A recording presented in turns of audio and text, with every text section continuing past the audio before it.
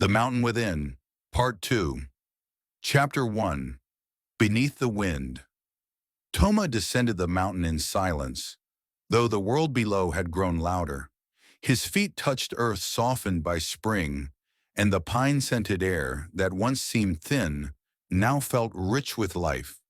He moved without haste, sensing how each breath in the valley echoed the deep stillness he had discovered above.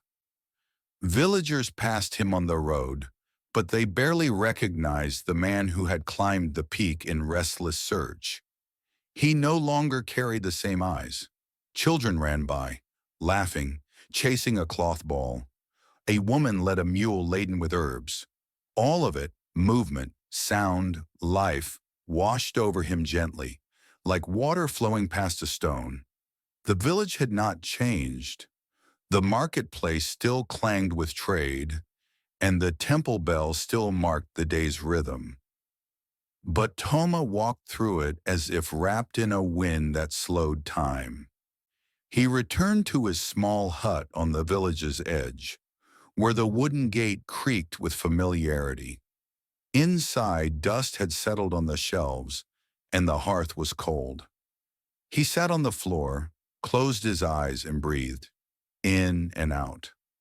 The same breath he had met in the thin air of the summit now lived here too. No different, no less. That evening he walked to the temple gardens, where the old abbot tended to the lanterns. The man looked up, smiled faintly, and handed Toma a broom without a word. Together they swept the stone path, pine needles brushing into soft piles.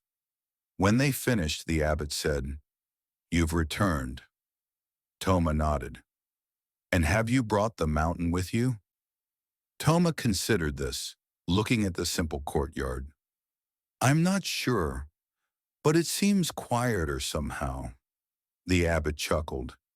"Perhaps you have grown large enough to hold both the mountain and the village."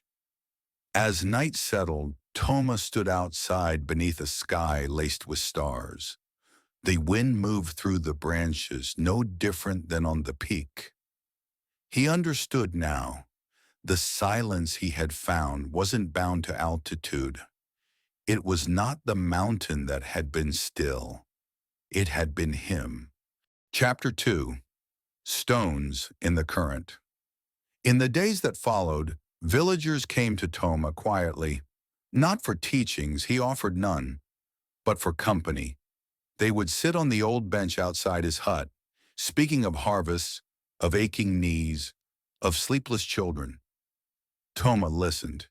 He did not answer with advice, only with presence.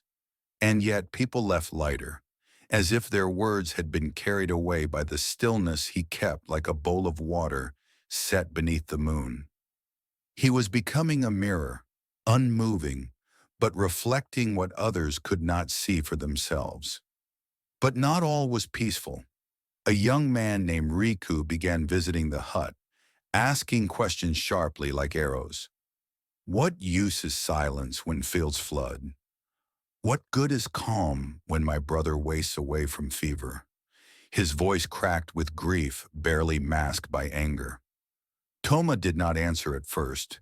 He simply poured tea, motioned for Riku to sit. They drank together without speech. The next day, Riku returned. Again he sat, again they drank.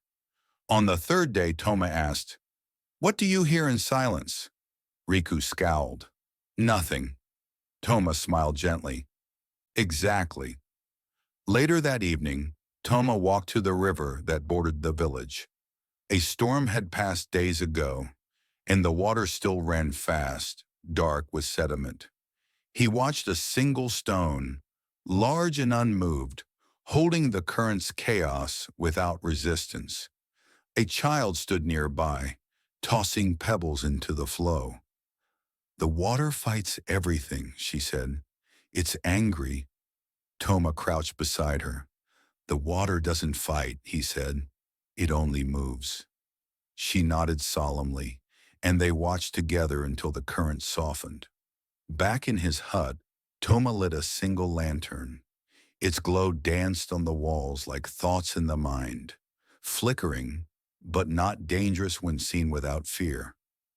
He closed his eyes. The mountain was no longer above him.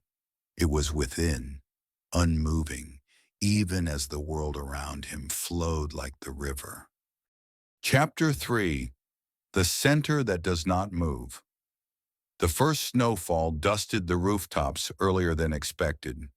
The villagers worked together, stacking wood, drying herbs, preparing for long, quiet nights.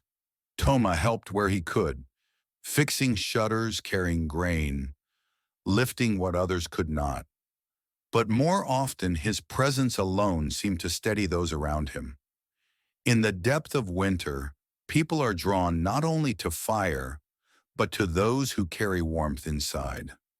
One night Riku returned. He did not knock, only stepped inside and sat beside the hearth. "My brother is gone," he said. "He passed this morning." His voice no longer carried fire, only a tremble, like thin ice. Toma placed another log on the flames. The silence stretched. Then Riku asked, "How do you stay so still?" Toma looked into the flickering light. "I don't," he said, "but I've learned to watch the one who does." Riku frowned. "What do you mean?" Toma turned to him gently. "There is something in you that doesn't change when sorrow arrives. It doesn't rejoice in joy, and it doesn't despair in loss. It just watches. Always there." Riku stared into the fire. "I think I've seen it for a moment." Toma smiled. "It's not far. It never was." That winter, a strange quiet settled over the village. Not of silence, but of depth. Conversations softened, arguments grew shorter, and even children seemed to listen more. Toma had not taught them anything in words. He had only become like the old tree at the edge of the fields, always there, always still, no matter the season. As the snow deepened, Toma sat once again alone in his hut. He was older now. Lines etched his face like riverbeds, but his eyes had not dimmed. He closed them, not to escape, but to return into the mountain within, the still peak that neither wind nor time could touch. And there he rested, not above the world, but in its very heart.